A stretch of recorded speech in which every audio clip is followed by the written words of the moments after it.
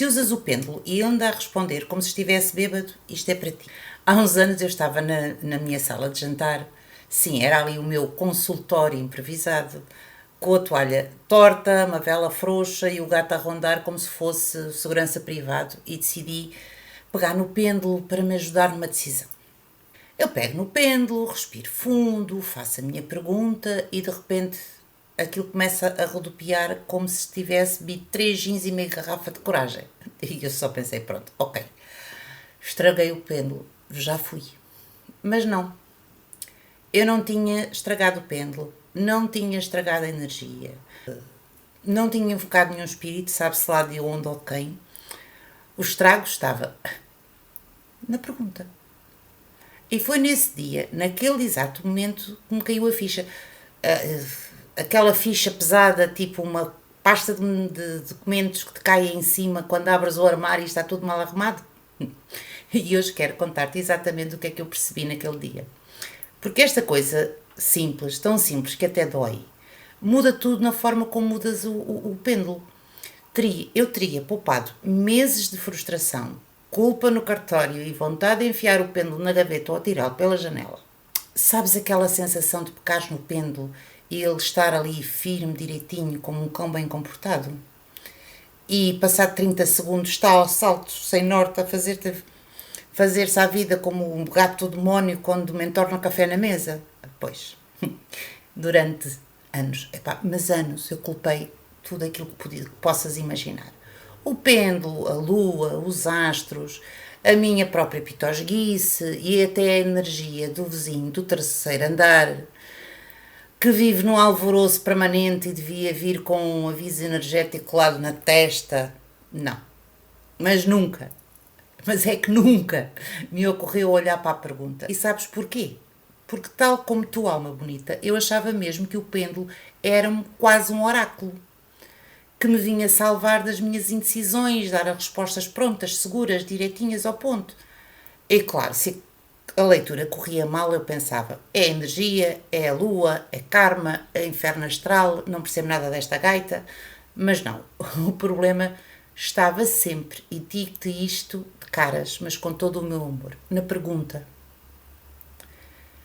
Naquele dia, no meu consultório improvisado, lembro-me tão bem, eu estava cansada, com os bofos de fora, a tentar ouvir a intuição, mas com macaquinhos no sótão a dançar com o duro.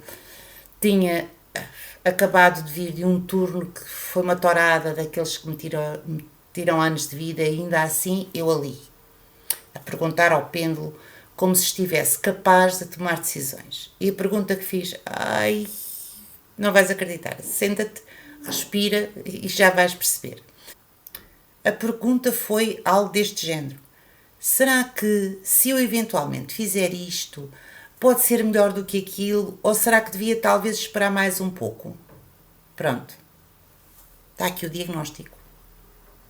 Nem precisava do pêndulo, bastava dar uma de Miss Marple ou Jessica Fletcher em O Crime Disse Ela. Aquilo nem era uma pergunta, era um monólogo incoerente, igualzinho à conversa de bêbado às 4 da manhã. Claro que o pêndulo rodopiou, claro que parecia bêbado, claro que parecia que estava pitosga. O pobre coitado estava a tentar responder a uma coisa que não tinha pergunta. E eu, com a minha mania de querer clareza sem dar clareza, estava só a baralhar tudo. E foi ali, naquele ridículo, que eu percebi. Se perguntas mal, recebes mal. E a partir daqui comecei a reparar que existem regras muito simples, quase uma gramática invisível, que tornam as leituras claras em vez de confusas. E são 5 princípios. 5. Só 5. E quando os entendes, nunca mais olhas para o pêndulo da mesma forma. Princípio 1. O pêndulo responde ao presente. Sim, ao presente, porque o pêndulo não é futurólogo, não é um oráculo. Ele não prevê dramas, não adivinha o que vai acontecer com a tua sogra, nem sabe se o teu chefe vai ter um ataque de lucidez. O pêndulo só responde ao agora, ao que tu estás a vibrar no exato momento em que pegas no pêndulo. E só responde de 3 formas. Sim, não, talvez. São as únicas respostas que ele te pode dar. Mais nada. Sem novelas, sem discursos, sem teses de doutoramento. Tão simples quanto isto. Sim, não, talvez. Se a tua pergunta está no futuro, no e se, no talvez, no eventualmente, o pêndulo vai devolver-te exatamente a mesma confusão. Princípio 2. A resposta depende sempre da pergunta. Isto devia vir escrito no pêndulo quando compras colado em fita cola fluorescente. O pêndulo responde ao que tu disseste, não ao que tu queres ouvir. Se a pergunta é vaga, tímida, medrosa, cheia de pontas soltas, a resposta vem exatamente da mesma forma. Nada de será que devo? Achas que era melhor? E se talvez? Não. Nada deste tipo de perguntas. E isto é conversa de quem está com medo de assumir o que quer perguntar. E o pêndulo sente exatamente isso. Ele reflete aquilo que tu não tens coragem de dizer com clareza. Exemplos de boas perguntas. Eu chamo-me Liliana. É benéfico para mim fazer um banho de limpeza hoje? Esta opção está alinhada comigo agora? É seguro avançar com isto neste momento? Tens que dizer qual é a opção e qual é o isto que é seguro avançar. Simples, concretas, diretas e sempre em afirmação positiva. Princípio 3. Nunca reformules a mesma pergunta. Ai, esta dói na alma. Mas todas nós já fizemos isto. Tu perguntas, não gostas da resposta, reformulas, fazes uma voz manhosa e voltas a perguntar. A partir daí, já foste. Cada repetição corta um bocadinho da tua ligação ao pêndulo. Cada reformulação mistura a ansiedade com a energia. E no fim já não é resposta nenhuma, é só a tua cabeça a fazer conversa fiada. Mais nada. Perguntas uma vez, respiras, aceitas a resposta, escreves num papel para não te esqueceres. Depois, se precisares, faz outra pergunta, não a mesma com batom novo. Outra, que complemente. Princípio 4. Nada de perguntas isto ou aquilo. O pêndulo não é uma lista de opções. O pêndulo não é de escolha múltipla. Para isso tens gráficos próprios. Perguntas como, sou despedida ou não? É esta a pessoa ou é aquela? Eu fico ou vou?